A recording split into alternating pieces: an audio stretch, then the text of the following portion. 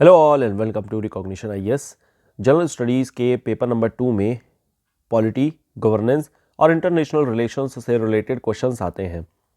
One by one करके हम लोग पास्ट ईयर क्वेश्चंस के बेसिस पर इनके क्वेश्चन के नेचर को देखेंगे, आंसर किस तरीके से करना है, इसके स्ट्रक्चरिंग को हम लोग समझेंगे और साथ ही साथ में एक कंटेंट, रिविजनरी कंटेंट के फॉर्मेट में हम लोग एक पीडीएफ को भी रिव्यू करेंगे, जिसे आप लोग डाउनलोड कर सकते हैं टेलीग्राम चैनल में, जिसकी लिंक डिस्क्रिप्शन बॉक्स में दी गई है। सो फटाफट शुरू करते हैं हमारा पेपर नंबर 2 की डिस्कशन, जिसमें हम लोग पॉलिटी, गवर्नेंस और इंटरनेशनल रिलेशंस से रिलेटेड क्वेश्चंस डिस्कस करेंगे। So here is the question number 1, why the preamble is called philosophy of Indian constitution. आखिर में जो प्रीएम्बल है, प्रस्तावना है, इसको हम लोग फिलॉसफी ऑफ इंडियन कॉन्स्टिट्यूशन क्यों कहते हैं। अब ये क्वेश्चन बहुत ही बेसिक है। अगर इसको आप देखेंगे तो प्रीएम्बल हम लोगों के पास में, ये हमारा प्रीएम्बल है। इस प्रीएम्बल में कई सारी चीज़ें हमें देखने को मिलती हैं, जैसे आखिर में ये सोर्स कहाँ से किया जा रहा है, तो हमें सोर्स पता चल रहा है we the people of India, कि हम भारत के जो लोग हैं वही इसे एम्पावर कर रहे हैं। दूसरा, हमें प्रीएम्बल से किस तरीके का, मतलब ऑब्जेक्टिव क्या होना चाहिए इस प्रीएम्बल का, वो हमें पता चलता है, जिसमें हमें पता चलता है कि हमें एक सोशल सॉवरेन, सेक्युलर और डेमोक्रेटिक रिपब्लिक, हमें एक इंडिया ऐसा बनाना है। फिर हमें किस तरीके का विज़न रखना है, हमें ये भी पता चलता है, जिसमें हम justice, liberty, equality, fraternity, integrity, इन सब चीज़ों के बारे में बात करते हैं। हमें ये भी पता चलता है कि हमारा कॉन्स्टिट्यूशन का डेवलपमेंट किस तरीके से हुआ है, यानी कि हम लोगों को यहाँ पर कॉन्स्टिट्यूएंट असेंबली के बारे में भी पता चलता है, कॉन्स्टिट्यूएंट असेंबली के बारे में पता चलता है।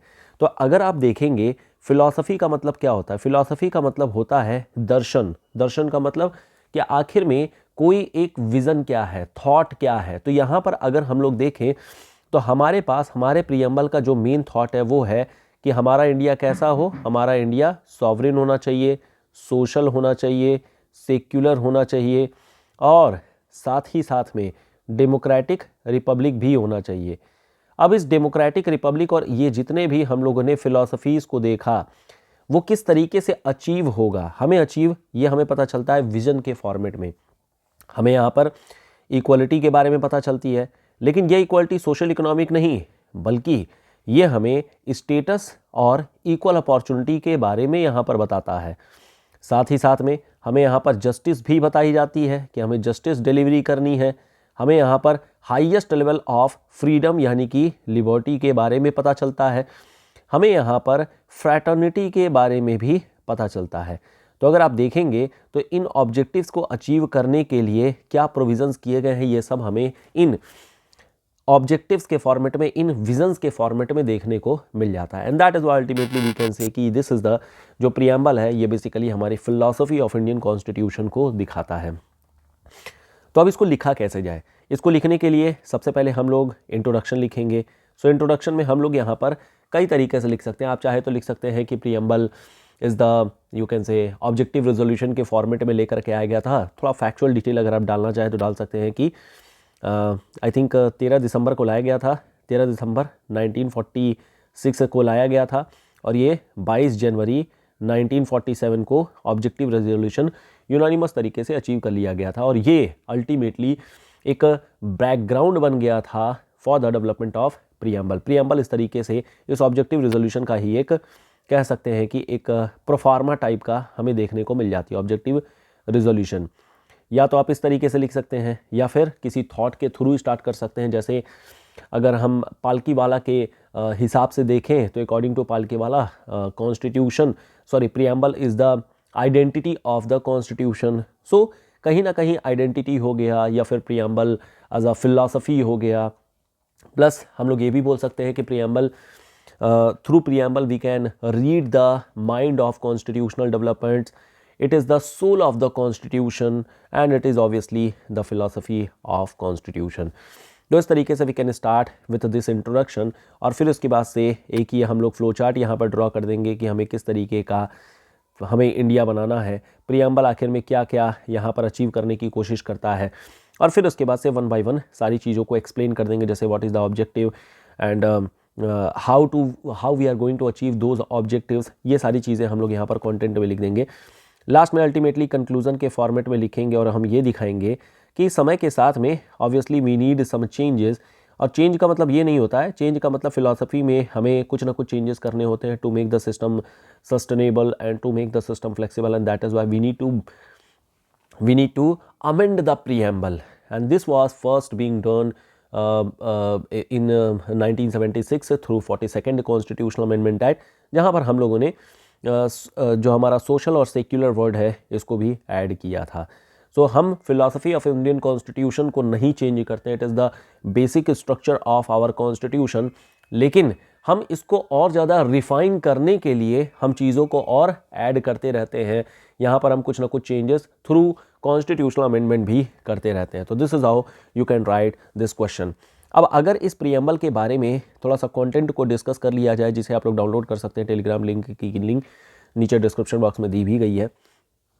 सो प्रीएम्बल के बारे में यहाँ पर यही बात की गई है। देखिए, this is not the answer again, ये केवल रीड करने के लिए आपके लिए है कि कल को प्रीएम्बल से रिलेटेड अगर कोई क्वेश्चन आता है तो आप आसानी से इसको लिख सकें। ये एक रिविजनरी मटेरियल है जिसको आप गो थ्रू करेंगे अपने इन मेंस के दिनों में। So preamble is the Indian constitution which refers to introduction और preface to the Indian constitution as a text containing the essence of constitution. It is a reflection of nation's identity and it's a democratic ethos and it's a foundational pillars. तो हमारे पास में ये main तीन जो चीज़ें हैं इसको आप लोग रट्टा मार लीजिएगा। यही चीज़ 13 दिसंबर नेहरू जी के द्वारा हमारे ऑब्जेक्टिव रेजोल्यूशन के फॉर्मेट में देखने को मिल जाती है। और हमारे यहाँ सोसाइटी का क्या गोल होना चाहिए, what should be the purpose of Indian constitution, ये चीज़ अल्टीमेटली इस ऑब्जेक्टिव रेजोल्यूशन में हमें देखने को मिल जाता है। फाइनली 22 जनवरी 1947 को इसे यूनानिमसली अचीव कर लिया जाता है। अब यहाँ पर अगर प्रीएम्बल देखें तो आप चाहे तो प्रीएम्बल को, अगर ऐसा तो छोटा क्वेश्चन था वो कम वर्ड में लिखना था, लेकिन अगर आपको ज़्यादा शब्दों में लिखना हो you can simply right the preamble. फिर यहाँ पर इसके मीनिंग के बारे में बात कर लिया गया है कि इट रिफर्स टू इंट्रोडक्शन और preface to the constitution, it contains the summary or returns or essence of the constitution along with the ideals and inspirations upon which the Indian state is founded। यही हम लोग नेपाल की वाला के बारे में बात किए थे कि यहाँ पर identity card of the constitution कहा जाता है। इनफैक्ट मुंशी जी ने बोला था it is the political horoscope of the constitution. बाकी इसके फीचर्स के बारे में यहाँ पर दिया गया है कि ये कॉन्साइज और कॉम्प्रिहेंसिव इंट्रोडक्शन है जो कि फिलॉसफी और ऑब्जेक्टिव ऑफ कॉन्स्टिट्यूशन को आउटलाइन करता है। क्या हमें कमिट करना है, sovereign, social, secular and democratic Republic ensure करना है, जिससे हम इंडिपेंडेंस, इक्वलिटी और सेक्युलर गवर्नेंस को लेकर के आएंगे। ये गारंटी करता है social, economic and political justice, liberty and equality and fraternity को लेकर के, और इस तरीके से हम लोग एक नेशनल यूनिटी और इंडिविजुअल डिग्निटी वाला इंडिया अचीव करेंगे। It is integral to the constitution, it represents its spirit and purpose. अब यहाँ पर कई सारे कंपोनेंट्स हैं, जैसे कि source of authority of the constitution, we the people of India, nature of Indian state हो गया, ऑब्जेक्टिव्स हो गए, एंड फिर डेट ऑफ अडॉप्शन हो गई। तो यहाँ पर जो कीवर्ड्स हैं उसके बारे में यहाँ पर लिखा गया है, जिसको एक बार गो थ्रू कर लेना है, रीड कर लेना है।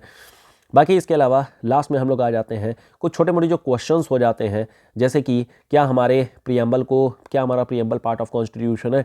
तो इसके लिए हमारे पास में जो केसेस हैं, बेरूबारी केस हो गया, केशवानंद भारती केस हो गया, LIC ऑफ इंडिया केस हो गया, इन केसेस के बारे में हमें देख लेना है। क्या हम प्रीएम्बल को अमेंड कर सकते हैं, तो इसके लिए भी केशवानंद भारती केस में यहाँ पर बातें बताई गई हैं।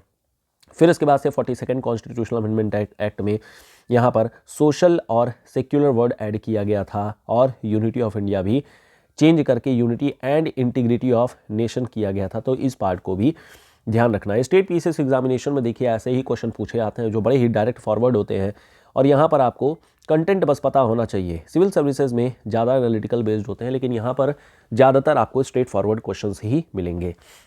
Coming to the next question है why the 42nd constitutional amendment act is called a revision of Indian constitution. आखिर में इसे हम लोग रिवीजन ऑफ इंडियन कॉन्स्टिट्यूशन क्यों कहते हैं। तो यहाँ पर देखिए लिखने को कई सारी चीज़ें हैं। जैसे अगर कंटेंट के बारे में बात किया जाए तो 42nd कॉन्स्टिट्यूशनल अमेंडमेंट एक्ट ने प्रीएम्बल को भी चेंज किया था। प्रीएम्बल में हमें अमेंडमेंट किया गया, यहाँ पर जो सोशल वर्ड है और सेक्युलर वर्ड है इसको ऐड किया गया था। प्लस इसके अलावा इंटीग्रिटी ऑफ द नेशन को भी ऐड किया गया। इसके अलावा हम लोग देखें तो हमारे पास में फंडामेंटल ड्यूटी को भी ऐड किया गया था एज पार्ट नंबर 4A के फॉर्मेट में, आर्टिकल नंबर 51A में इसको ऐड किया गया। इसके अलावा यहाँ पर जुडिशरी में भी चेंजेस किए गए थे। जुडिशरी में चेंजेस करके यहाँ पर बेसिकली फेडरल कोर्ट, यहाँ पर फेडरेशन इन जुडिशरी लाने की कोशिश की गई थी। हालांकि बाद में इस चीज़ को नल एंड वॉइड कर दिया गया था। फेडरेशन इन जुडिशरी लाने की कोशिश की गई थी। प्लस इसके अलावा ट्रिब्यूनल्स का यहाँ पर हमें मेंशन देखने को मिल जाता है, article number 323A and article number 323B, ये मेंशन हमें देखने को मिल जाता है।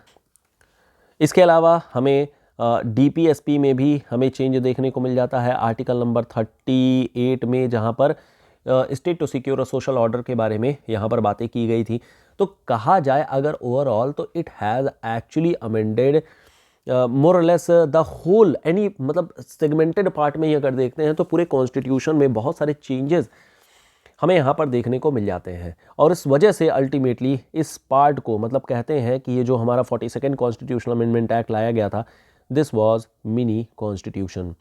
ये अपने आप में मिनी कॉन्स्टिट्यूशन था क्योंकि कई सारे पार्ट में चेंजेस किए गए थे, एक दो पार्ट नहीं बल्कि बहुत सारे पार्ट्स में चेंजेस किए गए थे, और इस कारण से ये एक बहुत ही बल्कि अमेंडमेंट के तौर पे आया गया था। हालांकि कई सारी चीज़ें इसकी चैलेंज की गई थी, बट स्टिल जो अगर 42nd कॉन्स्टिट्यूशनल अमेंडमेंट एक्ट के बारे में स्पेशली बात किया जाए तो this has lot more things.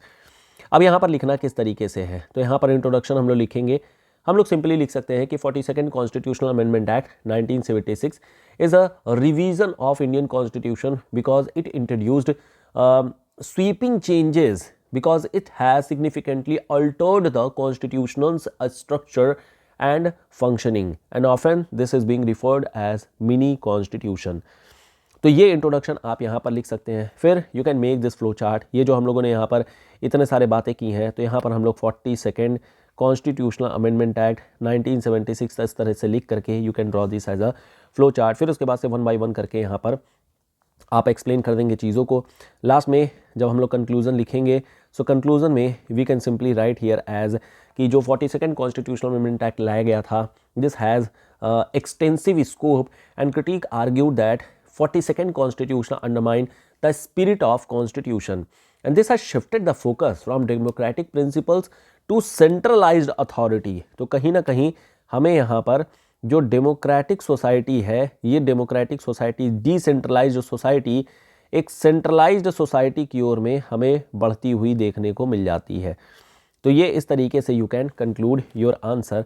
अब यहाँ पर अगर हम लोग थोड़ा सा कंटेंट को देख लिया जाए रिवीजन पर्सपेक्टिव के लिए, क्योंकि ये सब क्वेश्चन बड़े ही प्रोबेबल क्वेश्चंस है और हमेशा ही इनकी डिमांड रहती है, this can be asked again and again. तो 42nd constitutional amendment act is considered one of the most remarkable amendment to the constitution of India 1950। यहाँ पर इसे हम मिनी कॉन्स्टिट्यूशन भी बोलते हैं। This has amended not only the preamble of the constitution but 40 articles और 7 schedule को यहाँ पर चेंजेस किए गए थे। 14 नए आर्टिकल और 2 नए पार्ट यहाँ पर ऐड किए गए थे इन द कॉन्स्टिट्यूशन। क्या क्या चेंजेस किए गए थे, जैसे प्रीएम्बल में चेंज किया गया था जहाँ पर सोशल, सेक्युलर और यूनिटी ऑफ इंडिया की जगह पर unity and integrity of the nation add किया गया था। फिर DPSP में इसी तरीके से article number 39A, 43A, 48A ये भी ऐड किया गया था। इसके अलावा article number 39 sub clause F भी यहाँ पर चेंजेस किए गए थे। फंडामेंटल ड्यूटीज़ को पूरा ऐड किया गया था स्वर्ण सिंह कमेटी के रिकमेंडेशन पर, और आज की डेट में 11 फंडामेंटल ड्यूटीज़ हैं। हालांकि उस समय 10 थे, बाद में इसको 46 कॉन्स्टिट्यूशनल अमेंडमेंट एक्ट के थ्रू भी ऐड किया गया। 7 शेड्यूल में कई सारे चेंजेस किए गए थे, कई सारे स्टेट लिस्ट को कंकरेंट लिस्ट में डाला गया था। पार्लियामेंट्री प्रोविज़न में भी हमें कुछ चेंजेस देखने को मिल जाते हैं, जैसे कि आर्टिकल 257A जहां पर centre to deploy central forces, जैसे जो CAPF फोर्सेज होती हैं in the state to deal with law and order conflict, यहाँ पर ये मेंशन किया गया। कोरम रिक्वायरमेंट जो है वो अबॉलिश कर दी गई थी, बाद में इस चीज़ को हटा दिया गया था। Parliament was given authority to decide on right and privilege of member and committees regularly. Lok Sabha और स्टेट असेंबली का टर्म बढ़ा करके 6 साल कर दिया गया था इंस्टीड ऑफ 5। फिर इमरजेंसी प्रोविजंस में भी हमें चेंजेस देखने को मिल जाते हैं, जहां पर बोला गया कि जो नेशनल इमरजेंसी है may be applicable to entire country और पार्ट ऑफ इट। फिर इसके बाद से जो अमेंडमेंट किया गया कि one time duration of president's rule जो है वो 6 महीने से बढ़ा करके 1 साल कर दिया गया।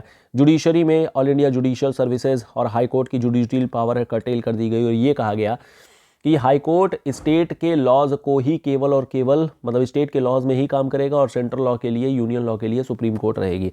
सो basically this has tried to make the structure of high court as a federal high court. फिर इसके अलावा हमें यहाँ पर ट्रिब्यूनल्स भी देखने को मिल जाती हैं. आर्टिकल नंबर 23A 23B में फंडामेंटल राइट्स के सस्पेंशन के बारे में भी यहाँ पर बात की गई थी. सो ये हम लोगों ने पूरा डिस्कस कर लिया कि क्या क्या चेंजेस किए गए थे हमारे आर्टिकल 42 कॉन्स्टिट्यूशनल अमेंडमेंट एक्ट में, और ये अपने आप में काफ़ी बल्कि, काफ़ी बड़ा और मिनी कॉन्स्टिट्यूशन इसी वजह से कहा जाता है. तो ये पार्ट हम लोगों ने पूरा डिस्कस कर लिया है. क्वेश्चन नंबर 2, आई थिंक सारी चीज़ें समझ में आ गई होंगी. Now coming to the next question. Next question हमारे पास में आता है जुडिशियल एक्टिविज्म को लेकर के. सो जुडिशियल एक्टिविज्म का मतलब क्या होता है? जुडिशियल एक्टिविज्म का मतलब होता है कि जब भी हमारे पास में कोई भी लॉ आती है तो प्राइमा फेसी या फिर जो सुओ मोटो जुडिशरी किसी भी इवेंट को लेती है और फिर उस सुओ मोटो इवेंट को जस्टिफाई करती है, देखती है, और फिर लेजिस्लेचर या फिर एग्जीक्यूटिव को निर्देश देती है कि आप सही से काम करो, तो इसको बोलते हैं जुडिशियल एक्टिविज्म. अब जुडिशरी का मेन काम हमारा क्या है? जुडिशरी का मेन काम होता है जस्टिस. यहाँ पर मेन काम है जस्टिस, और जस्टिस का मतलब ये है, यहाँ पर ये चेक करती है कि एग्जीक्यूटिव क्या लेजिस्लेचर के बनाए हुए नियमों के हिसाब से ही चल रही है या फिर नहीं, या फिर यूं कहा जाए कि इन केस ऑफ मिसयूज ऑफ या फिर लेजिस्लेचर के बनाए गए नियमों के खिलाफ में अगर कोई भी जाएगा तो अल्टीमेटली उसे पनिश करने का काम जुडिशरी का ही होता है. सो अगर हम लोग देखें तो there is a separation of power. ये बहुत ही क्लियरली विजिबल हमें देखने को मिल जाता है हमारे इंडियन कॉन्स्टिट्यूशन में. स्पेशली अगर हम जुडिशरी के बारे में बात करें, so there is a clear separation of power being given in the constitution. DPSP में भी हमें मेंशन मिल जाता है हमारा separation of judiciary from executive. तो इससे हमें पता चल जाता है there is a provision of separation of judiciary from executive. अब लेकिन दिक्कत ये होती है कि हमारा जो जुडिशियल एक्टिविज्म है, ये जुडिशियल एक्टिविज्म कभी कभी ओवररीच में भी बदल जाता है. इस जुडिशियल एक्टिविज्म की शुरुआत पिंकी आनंद के हिसाब से स्टार्ट होती है पीएम भगवती के टाइम पीरियड में. तो ये जो टाइम था वो पीआईएल के बेसिस पर लाया गया था. एंड पीआईएल जो है पब्लिक इंटरेस्ट लिटिगेशन, ये एक्चुअल में तो यूएसए की खोज है, यूएसए की उपज है. और ये अल्टीमेटली हमारे यहाँ पर पिंकी आनंद, दिस इज पिंकी आनंद, और justice P N Bhagwati, this is Bhagwati, इनके टाइम पीरियड पे लाया गया था. और अल्टीमेटली हमारे यहाँ इंडिया में भी पीआईएल कल्चर आ गई थी, या यूँ बोला जाए कि जुडिशियल एक्टिविज्म की यहाँ से शुरुआत हमें देखने को मिल जाती है. अब यहाँ पर जो क्वेश्चन है वो है 3 डीमेरिट्स ऑफ जुडिशियल एक्टिविज्म. हम लोगों ने ये समझा कि जुडिशियल एक्टिविज्म क्या है. सो इंट्रोडक्शन में you can simply right about the definition of judicial activism. हम जुडिशियल एक्टिविज्म के डेफिनेशन के बारे में यहाँ पर बता सकते हैं कि जुडिशरी का मेन काम क्या है. तो यहाँ पर functioning of judiciary, this is functioning of judiciary, ठीक है. और हम लोग ये भी बता सकते हैं कि how this judicial activism came to in India, ठीक है. तो ये हम लोग बता सकते हैं जुडिशियल एक्टिविज्म इन इंडिया, ठीक है. इनके बारे में हम लोग बता सकते हैं. फिर इसके बाद हम आ जाएंगे जो में हमारा मेन क्वेश्चन है. फ्लो चार्ट में आप यू कैन ड्रॉ दिस, ठीक है, ये जो हम लोगों ने बनाया. फिर इसके बाद से मेन बॉडी में एक्सप्लेन कर देना है चीज़. मेन बॉडी में हमें बताना है डीमेरिट्स के बारे में जो हमें सवाल पूछा गया है. तो डीमेरिट्स को हम लोग डायरेक्टली आ जाएंगे. तो पहला डीमेरिट तो यही है कि ये जुडिशियल एक्टिविज्म कभी कभी जुडिशियल ओवररीच में बदल जाता है. तो जिस जुडिशियल ओवररीच में बदल जाता है. और जुडिशियल ओवररीच का मतलब क्या है कि जो हम लोगों ने क्लियर सेपरेशन ऑफ पावर करके रखा हुआ है, ये हमारा सेपरेशन ऑफ पावर ब्रीच हो जाता है. सेपरेशन ऑफ पावर कहने का मतलब कि यहाँ पर कई बार ऐसा होता है कि जुडिशरी खुद यहाँ पर एक्शंस लेने लगती है, लेजिस्लेशन पास करने लगती है और सही और गलत बताने लगती है. तो ये जो काम होता है, रोल ऑफ लेजिस्लेचर या रोल ऑफ एग्जीक्यूटिव जो होती है वो इंक्रोच होना शुरू हो जाती है. कई सारे हमें एग्जांपल्स देखने को मिल जाते हैं. जैसे एक हुआ था जो लिकर को बैन कर दिया गया था हाईवेज़ के ऊपर में कि 500 मीटर तक के दायरे में हम नहीं कर सकते हैं. इसके अलावा नेशनल एंथम का एक केस हुआ था जहां पर पैट्रियाटिज्म को इम्पोज किया जा रहा था. पुलिस में रिफॉर्म को लेकर के कई बार जुडिशियल ओवररीच वगैरह किया गया है. तो हमें बहुत सारे एग्जांपल्स देखने को मिल जाते हैं जहां पर जुडिशियल ओवररीच का हमें केस देखने को मिल जाती है. दूसरा पॉइंट हम लोग यहाँ पर बोल सकते हैं, this is undermining democracy. This is undermining democracy. अब ये क्या चीज़ है अंडरमाइनिंग डेमोक्रेसी? अंडरमाइनिंग डेमोक्रेसी का मतलब ये है कि जब हम किसी भी इलेक्टेड रिप्रेजेंटेटिव को भेजते हैं तो वो इलेक्टेड रिप्रेजेंटेटिव का मेन काम होता है कि जो भी लोग हैं उनकी प्रॉब्लम्स को लेजिस्लेचर तक लेकर के जाना, और लेजिस्लेचर फिर अल्टीमेटली उस प्रॉब्लम के बेसिस पर एक कानून या फिर पॉलिसी पास करेगा। ये this should have been done through the elected people, ये इलेक्टेड पीपल के थ्रू होना चाहिए। लेकिन अगर यही चीज़ कोर्ट के थ्रू होना शुरू हो जाए, जुडिशरी के थ्रू होना शुरू हो जाए, तो फिर जो हमारी डेमोक्रेसी है, जो लोकतंत्र है, वो धीरे धीरे कहीं ना कहीं डिमिनिश कर जाएगा, और जो जुडिशरी है वो ऑटोक्रेटिक रूल में आ जाएगा कि जुडिशरी अब नया लॉ पास करना शुरू कर दिया। तो कहीं ना कहीं ये जो इलेक्टेड रिप्रेजेंटेटिव है उनकी पावर का एक तरीके से बायकॉट हो जाएगा और कर्टेलमेंट हो जाएगा, और कहीं ना कहीं जो जुडिशरी है वो अपने आप में डेस्पोटिक बनते जाएगी और बहुत ज़्यादा पावरफुल बनते जाएगी।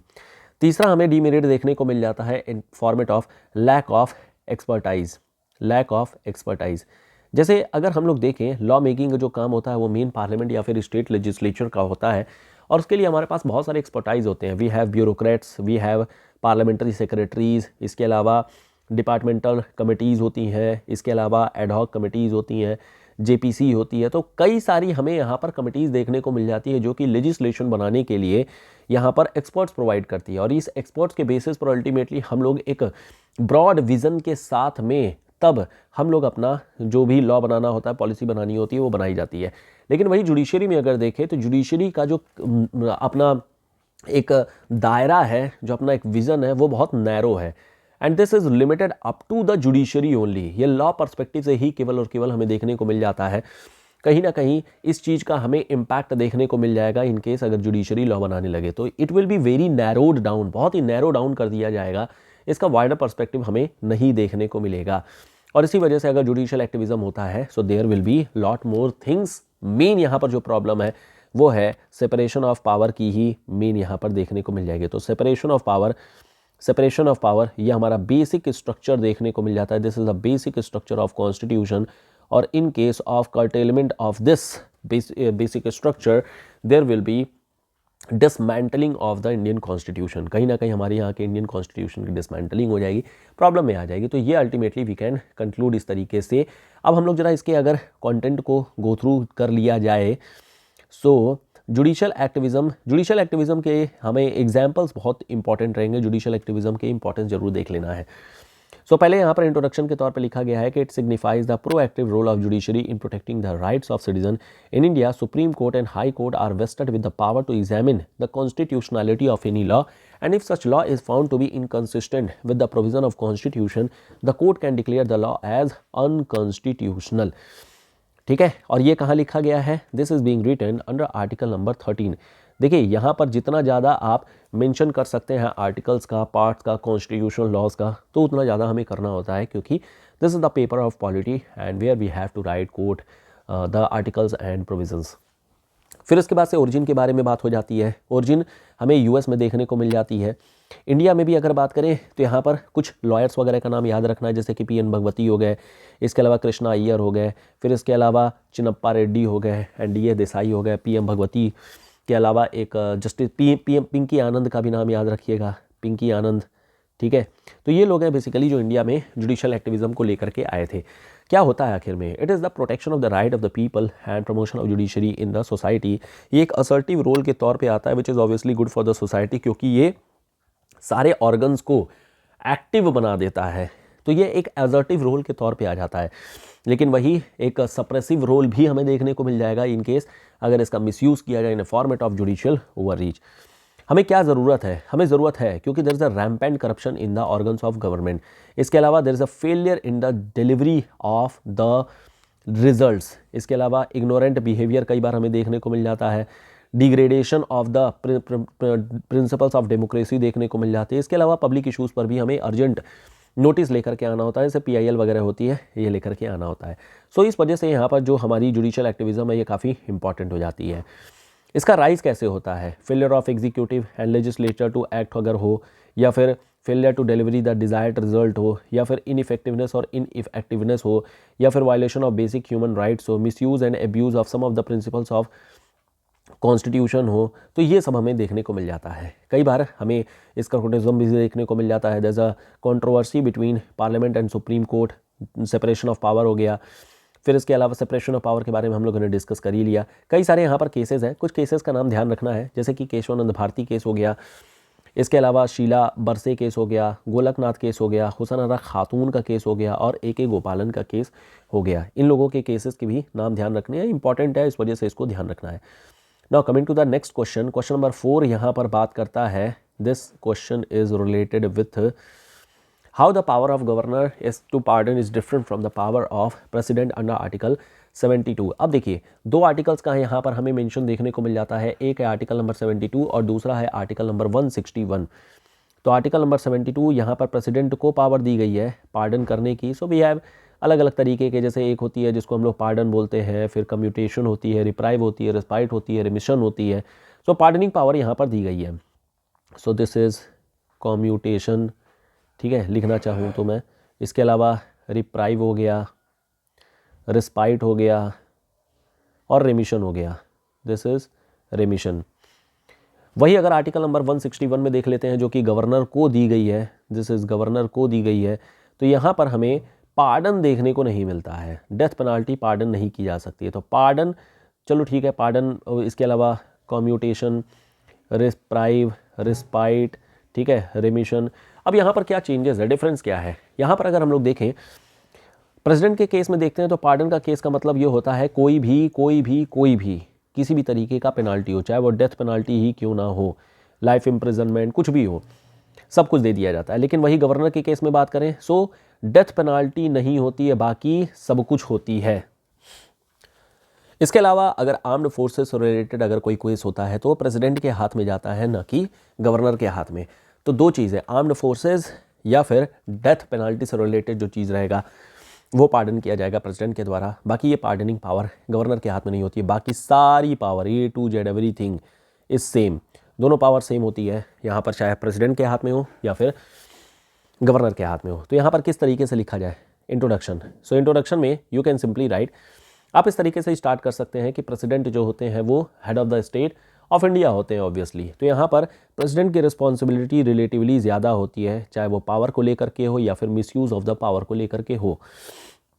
तो प्रेसिडेंट हैज़ मोर रिस्पॉन्सिबिलिटी, ठीक है, more responsibility as compare to governor, as compared to governor. और इसी वजह से, मोर रिस्पॉन्सिबल होने की वजह से ही कहीं ना कहीं जो एक्सट्रीम केसेस हैं, there the power of the extreme cases were given only to the president, not to the governor.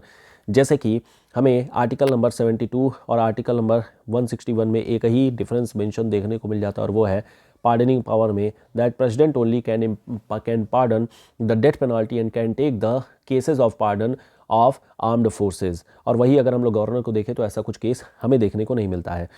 फिर इसके बाद से जब मेन यहाँ पर एक फ्लो चार्ट ड्रॉ कर देंगे, तो फ्लो चार्ट में आपने यही ड्रॉ करना है, आर्टिकल नंबर 72 में जितनी चीज़ें लिखी गई हैं उसको लिख देना है, और आर्टिकल नंबर 161 में जो चीज़ें लिखी गई हैं उसको यहाँ पर लिख देना, आर्टिकल्स का मेंशन कर देना है। फिर उसके बाद से जब मेन बॉडी में आएंगे तो मेन बॉडी में यहाँ पर आप आर्टिकल नंबर 72 को एक्सप्लेन करिएगा, मतलब ये जितने भी पार्ट लिखे गए हैं you need to explain each and everything. फिर उसके बाद से आर्टिकल नंबर 161 में आ जाइएगा, यहाँ पर ईच एंड एवरीथिंग एक्सप्लेन कर दीजिएगा। और फिर अल्टीमेटली यू कैन कंपेयर, यहाँ पर इन दोनों चीज़ों को आप कंपेयर कर सकते हैं, ठीक है। और लास्ट में फिर अल्टीमेटली हमें कंक्लूज़न करना होगा। सो कंक्लूज़न करने में हम लोग यही कह सकते हैं कि हमें यहाँ पर फेडरल नेचर को भी बचाना है, but at the same time हमें एक इंटीग्रल इंडिया भी बनाना है। सो जो प्रेसिडेंट की पावर होती है, this is wider, broader and has a national scope. लेकिन वही अगर गवर्नर को देखें तो this is confined to the state power only. तो इस तरीके से हम लोग इस क्वेश्चन को कंक्लूड कर सकते हैं। अगर इसके कंटेंट को एक बार क्विकली गो थ्रू कर लिया जाए तो कंटेंट पे आ जाते हैं पहले। Okay, so here the question यहाँ पर है, pardoning power of president and governor. यहाँ पर बातें की जा रही हैं, the state is significant aspect of country's legal and constitutional framework by providing the relief in specific cases where the judicial process may have resulted in undue hardship. It ensures the correction of a miscarriage of justice and compassionate governance। हालांकि एक और चीज़ यहाँ पर ध्यान रखने वाली जो है, article number 137 curative petition, article number 142, इन दोनों का भी आप लोगों को ध्यान रखना है, ठीक है। पार्डनिंग पावर क्या होती है? तो pardoning power criminal justice system में अगर बात करें तो पार्डनिंग पावर का मतलब होता है कि authority vested in government executive, typically president या फिर गवर्नर, टू ग्रांट क्लीमेंसी और leniency to the individual who have convicted of a crime and facing punishment for an offence. अच्छा, आप लोगों से एक जस्ट फन फैक्ट के तौर पर इंडिया में कौन से प्रेसिडेंट हुए हैं जिन्होंने, ठीक है, हुए हैं या हुई हैं, जिन्होंने सबसे ज़्यादा पार्डनिंग दिया है, सबसे ज़्यादा पार्डन एक्सेप्ट किया है? कोई बता सकता है? कमेंट बॉक्स में बताइएगा कि सबसे ज़्यादा पार्डन किसने दिया है, बहुत कौन जनरस बहुत ज़्यादा है। देखिए, इसका अगर बहुत ज़्यादा पार्डन आप कर भी रहे हैं, this is also miss use of the power, क्योंकि अगर जुडिशरी ने किसी को जस्टिस डिलीवरी किसी के साथ में की है and you are just giving them pardon, तो कहीं ना कहीं दिस इज़ द प्रॉब्लम यहाँ पर हमें देखने को मिल जाती है। भले ही आप हाईएस्ट अथॉरिटी हैं, but you should not ignore the justice given by the supreme court. तो ये कहीं ना कहीं थोड़ा सा प्रॉब्लम तो है, but still there is a hope. कई बार ऐसा हो जाता है कि जैसे हमारे यहाँ पर कहा जाता है ना कि एक भी इनोसेंट बंदे को हमें मतलब पनिशमेंट नहीं देना चाहिए, और वही दूसरे कंट्रीज़ में अगर बात करें तो वहाँ पर होता है कि कोई भी एक्यूज्ड पर्सन बचना नहीं चाहिए, भले उसके लिए इनोसेंट भी मतलब ख़त्म हो जाए। चलिए खैर, so this power allows the executive to intervene in the administration of justice to mitigate the sovereign severity of punishment and correct potential miscarriage of justice और address humanitarian concern। अब यहाँ पर ऑब्जेक्टिव्स के बारे में बता दिया गया है कि किस किस तरीके के ऑब्जेक्टिव है। तो दो मेन ऑब्जेक्टिव है, to keep the door open for correcting any judicial procedure in operation of law, to afford relief from a sentence that the president और गवर्नर रिगार्ड्स एज ड्यूली अनब्रांच। यहाँ पर दोनों पावर के बारे में बता दिया गया है, पार्डनिंग पावर को लेकर के। फिर उसके बाद से इसको वन बाय वन करके यहाँ पर एक्सप्लेन किया गया है कि हाउ मतलब क्या अंतर होता है। तो यहाँ पर पनिशमेंट और sentence of an offence of union law, punishment and offence court martial, और फिर इसके अलावा डेथ पेनाल्टी। ये तीन चीज़ें होती हैं जो हमें केवल और केवल जो होता है प्रेसिडेंट के पावर में देखने को मिल जाती हैं। बाकी सारी चीज़ें दोनों में ही सेम देखने को मिल जाती हैं। यहाँ पर there is a comparison being given in the pardoning power of president and governor, you should have go through with it. इसको गो थ्रू कर लेना है। कुछ केसेस हैं जिसके बारे में हम लोगों को देख लेना है, जैसे कि मारू Ram of versus government of India का केस हो गया, और कहर Singh and union of India case हो गया। इसके डिटेल में जाने की ज़रूरत नहीं है, आप केवल और केवल केस का नाम ध्यान रखना है क्योंकि इंपॉर्टेंट हो जाता है। आपसे ये भी क्वेश्चन पूछा सकता है, what is the significance of pardoning power. तो एक, correcting the miscarriage of justice, गलती से अगर जस्टिस गलत हो गया हो तो उसको करेक्ट करने का एक मौका मिल जाता है। चेक एंड बैलेंस का एक मेंटेन करने का तरीका मिल जाता है। पॉलिटिकल टेंशन को रिजॉल्व करने का तरीका होता है, और addressing evolving social norms. Criticism को लेकर के भी है। अभी हम लोगों ने जैसे बात किया कि this can be a potential for abuse, कि उधर से जुडिशरी जो है डेथ पेनाल्टी दे रही है, इधर से आप जो है माफ़ करते जा रहे हो। Undermining the rule of law, rule of law ये कहता है कि जिसको जो फंक्शन दिया गया है वो ही केवल और केवल उसका काम करना चाहिए, लेकिन अगर आप इस चीज़ को एक्सपैंड कर रहे हैं, you are curtailing the power of each other, तो फिर प्रॉब्लम यहाँ पर देखने को मिल जाती है। लैक ऑफ ट्रांसपेरेंसी, जैसे जुडिशियल पावर्स तो समझ में आता है कि हाँ ठीक है, किस तरीके से प्रोसीजर है, फाइल मेकिंग होती है, हर चीज़ का मेंशन किया जाता है, पब्लिक डोमेन में भी आता है। लेकिन जो पार्डनिंग होती है बहुत ही इंटरनल चैनल के थ्रू चलती है, और इस वजह से हमें इसकी केस डिटेल्स नहीं पता चल पाती हैं कि आखिर ऐसा क्यों किया गया है। बाकी जुडिशियल इंडिपेंडेंस को भी कहीं ना कहीं ये कर्टेल कर रहा है। लास्ट में कंक्लूड करते हुए हम ये कह सकते हैं, there is a pardoning power of the president and governor is a vital component of India's criminal justice framework. While this power serves vital function in correcting miscarriage of justice and promoting mercy, its exercise must be carefully balanced to avoid the perils of abuse, political interferences, undermining the judicial process। तो इसको एक बार go through कर लेना है और इसको पढ़ लेना है। कई सारे आपको यहाँ पर लाइन भी मिल जाएंगे, थोड़े अच्छे लाइन याद भी कर लीजिएगा, इंपॉर्टेंट होता है। आंसर राइटिंग करने में अच्छा भी होता है, लिखने में आसानी भी हो जाती है। अब हमारे पास लास्ट क्वेश्चन आ जाता है। Last question is transparency and accountability are complementary to each other comment. अब देखिए, ये क्वेश्चन आपके जीएस पेपर नंबर 2 में भी पूछा जा सकता है, और ये आपके जीएस पेपर नंबर 4 एथिक्स वाला पेपर है, वहाँ पर भी पूछा जा सकता है।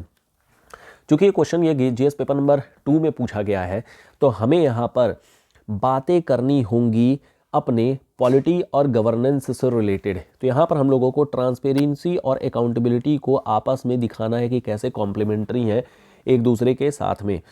तो यहाँ पर हम लोग यूज़ क्या क्या कर सकते हैं, we can use the constitutional principles. हम लोग यहाँ पर कॉन्स्टिट्यूशनल प्रिंसिपल्स का इस्तेमाल कर सकते हैं, आर्टिकल्स का इस्तेमाल कर सकते हैं, प्लस इसके अलावा हम लोग कॉन्स्टिट्यूशनल एंड स्टैट्यूटरी बॉडीज़ का इस्तेमाल कर सकते हैं, कॉन्स्टिट्यूशनल एंड स्टैट्यूटरी बॉडीज़ का इस्तेमाल कर सकते हैं। ठीक है, इसके अलावा अगर कोई लॉ वगैरह बनाया गया है तो उस लॉ को यूज़ कर सकते हैं, एट्सेट्रा। एग्जाम्पल के थ्रू अगर बात किया जाए ट्रांसपेरेंट सिस्टम है। सबसे पहले हम कॉन्स्टिट्यूशनल प्रिंसिपल्स को लेकर के बात कर लेते हैं। सो ट्रांसपेरेंट और अकाउंटेबिलिटी ये दो हमें बेसिक स्ट्रक्चर में भी देखने को मिल जाते हैं। बेसिक स्ट्रक्चर में ऐसे डायरेक्टली मेंशन नहीं किया गया, बट स्टिल वी कैन से अगर हम जस्टिस, सोशल, पॉलिटिकल और हम लोग इकोनॉमिक जस्टिस बात कर रहे हैं, इक्वलिटी के बारे में अगर बोल रहे हैं कि हमें स्टेटस एंड अपॉर्चुनिटी को लेकर के बात करनी है, तो obviously this is somehow ये कहीं ना कहीं हमें ट्रांसपेरेंसी और अकाउंटेबिलिटी को ही दिखा रहा है। तो जितने भी प्रियम्बल की चीज़ें हैं, प्रियम्बल वाले जो भी वर्ड्स हैं या फिर प्रियम्बल के जो ऑब्जेक्टिव्स हैं, और ये ऑब्जेक्टिव में हम लोग कह सकते हैं कि कहीं ना कहीं ये जो ऑब्जेक्टिव्स है these are to make the system more transparent. हमें सिस्टम को मोर ट्रांसपेरेंट बनाने की बात कही जा रही है और अकाउंटेबल भी बनाने की बात कही जा रही है, अकाउंटेबल। दूसरा यहाँ पर बोल सकते हैं कि सेपरेशन ऑफ पावर, ये जो सेपरेशन ऑफ पावर होती है, ये सेपरेशन ऑफ पावर भी कहीं ना, सेपरेशन ऑफ पावर हो गया या रूल ऑफ लॉ हो गया, रूल ऑफ लॉ, ये सब भी एक ट्रांसपेरेंट सिस्टम का ही एक मतलब कह सकते हैं कि बेसिक फाउंडेशन है। ये ट्रांसपेरेंट सिस्टम और अकाउंटेबल सिस्टम यहाँ से हमें देखने को मिल जाती है। ये तो हो गया जो बेसिक चीज़ें हैं। फिर इसके बाद से हम लोग बात करेंगे, कई सारे हमारे पास में कॉन्स्टिट्यूशनल बॉडीज़ वगैरह भी हो जाती हैं। तो हमारे पास कॉन्स्टिट्यूशनल बॉडीज़ हो जाती हैं। कॉन्स्टिट्यूशनल बॉडीज़ एग्जाम्पल के थ्रू अगर बात करें, कोई भी लॉ अगर बनाना होता है तो उसके हमें अलग अलग चरण देखने को मिल जाते हैं। जैसे लेजिस्लेचर में हमें जो भी लॉ मेकिंग होती है या फिर कह सकते हैं कि बिल होते हैं या एक्ट होते हैं, वो थॉरोली डिस्कस होते हैं और वो पब्लिक डोमेन में रहते हैं। तो यहाँ पर जो भी डिस्कशन वगैरह होती है वो पब्लिक डोमेन में होती है, ठीक है, इसे पब्लिक डोमेन में रखा जाता है क्योंकि इलेक्टेड लोग गए हैं। दूसरा हमें कहने को मिल सकता है कि जो भी अकाउंट्स वगैरह का मेंटेनेंस होता है, जो भी अकाउंट्स वगैरह होते हैं, वो public account committee, through the committee public account committee, और साथ ही साथ में पब्लिक अकाउंट कमेटी और साथ ही साथ में जो हमारी CAG है, इन दोनों के थ्रू चेक एंड बैलेंस यहाँ पर रखा जाता है। तो this is check and balance यहाँ पर रखा जाता है और ये प्रेसिडेंट के थ्रू पार्लियामेंट में आती है और इस पर फिर डिबेट एंड डिस्कशंस होते रहते हैं। इसके अलावा जितनी भी कॉन्स्टिट्यूशनल बॉडीज़ बनाई गई है, चाहे वो आपका NC-SC हो, NC-ST हो या फिर NC-OBC हो, ये सब अल्टीमेटली अपनी जो रिपोर्ट्स हैं और यही सब नहीं, UPSC हो गया, जितनी भी बॉडीज़ हैं, ये सब अल्टीमेटली अपनी रिपोर्ट्स को, एनुअल रिपोर्ट्स को प्रेसिडेंट को सौंपती है और फिर ये पार्लियामेंट को जाता है। तो this is also making the system transparent कि हमें एग्ज़ाम किस तरीके से हुआ, फिर किस तरीके से हम एक्शंस ले रहे हैं। NC-ST मतलब जो भी बैकवर्ड लोग हैं, socially backward, economically backward, politically backward, क्या उत्थान उनका किया जा रहा है। कई सारे हमें स्टैट्यूटरी लॉज भी हमें देखने को मिल जा रहे हैं। स्टैट्यूटरी लॉज जैसे to make the system more transparent हम लोगों ने RTI लेकर के आए 2005 में, RTI लाया गया। इसके अलावा CVC लाया गया 2003 में, ठीक है, 1998 से ही बेसिकली लाया जा रहा है, 1982 से ही काम चल रहा है, लेकिन मैं 2003 में हमें देखने को मिल जाता है जो विजिलेंस कमीशन है। इसके अलावा लोकपाल लाया गया, लोकपाल एंड लोकायुक्त हो गए, लोकायुक्ताज हो गए, ठीक है। इसको और ज़्यादा हम लोग सिस्टम को अकाउंटेबल बना रहे हैं। और इसके अलावा कई सारे गवर्नमेंट की मशीनरी वगैरह भी काम करती है, या फिर कह सकते हैं गवर्नमेंट के कई सारे पोर्टल भी अब बना दिए गए हैं। जैसे अगर किसी को FIR वगैरह फाइल करनी है तो वो ऑनलाइन FIR फाइल कर सकता है, प्लस किसी के बारे में अगर कोई फीडबैक देना है तो वो फीडबैक दे सकता है, प्लस समय समय पर गवर्नमेंट मैसेज सर्कुलेट करती रहती है लोगों के ऊपर में कि अगर कोई भी आपको मतलब रिश्वत की मांग करता है, करप्शन की मांग करता है, तो उसके लिए आपको एक नंबर दिया जाता है और उस नंबर को कॉल करके आप जो है जो भी डिटेल्स है वो बता सकते हैं and government will take action against that person. तो ये सब अल्टीमेटली सिस्टम को ज़्यादा ट्रांसपेरेंट, अकाउंटेबल बनाने का एक तरीका बनाया गया है। सो इस तरीके से पूरे आंसर को you can attempt this question. तो ये हमारे पास में चीज़ें आ जाती हैं। तो कमेंट करने को चूँकि यहाँ पर दिया गया था तो आप यहाँ पर कुछ चीज़ों को लिखेंगे कि यस ये चीज़ें हैं, लेकिन कुछ चीज़ें अभी भी पब्लिक डोमेन में नहीं आती हैं। जैसे कई सारे एग्जांपल्स हैं जहाँ पर हमें देखने को मिल जाता है कि the system is not transparent और नॉट अकाउंटेबल, जहाँ पर हमें जैसे कई सारी चीज़ें हो जाती हैं। जैसे अगर हम जुडिशरी की अपॉइंटमेंट्स के बारे में ही बात कर लें, जुडिशरी अपॉइंटमेंट्स के बारे में बात कर लें, तो यहाँ पर हमारे पास में कोलेजियम सिस्टम देखने को मिल जाता है और कोलेजियम सिस्टम अभी भी पूरा ट्रांसपेरेंट नहीं है। तो this is not a transparent system, ये तो हो गई पहली चीज़, ठीक है। और इसके अलावा जब भी प्रमोशन वगैरह रहती है तो प्रमोशन वगैरह में तो चलो ठीक है। तो मेन यहाँ पर यही चीज़ है कि जुडिशियली अपॉइंटमेंट जो होती है वहाँ पर कोलेजियम सिस्टम में हमें ट्रांसपेरेंसी या फिर अकाउंटेबिलिटी नॉर्मली देखने को नहीं मिल पाती है। प्लस इसके अलावा हम लोग ऐसे लिख सकते हैं कि there are other services and agreements also, जहाँ पर कहीं ना कहीं हमें पता नहीं चल पाता है। many things are not being available on the public domain। Public domain पे उतनी चीज़ें अवेलेबल नहीं होती हैं, गवर्नमेंट कुछ चीज़ों को सीक्रेट भी बना करके रखी होती है। In fact there is secrets of official act भी हमारे पास में बन करके रखा हुआ है, जिसको पब्लिक डोमेन में हम नहीं निकालते हैं। आरटीआई एक्ट में भी बहुत सारे लिमिटेशंस वगैरह कर दिए गए। सीआईसी एक्ट, जो सीआईसी है, सेंट्रल इन्वेस्टिगेशन ऑफिसर्स होते हैं, तो ये जो कमीशन है, कहीं ना कहीं इसके पास भी कुछ चीज़ें होती हैं जो आप मतलब जिसको ये कमेंट करके फिर अल्टीमेटली जो है क्वेरी लगा करके फिर अल्टीमेटली डिस्कार्ड कर दिया जाता है।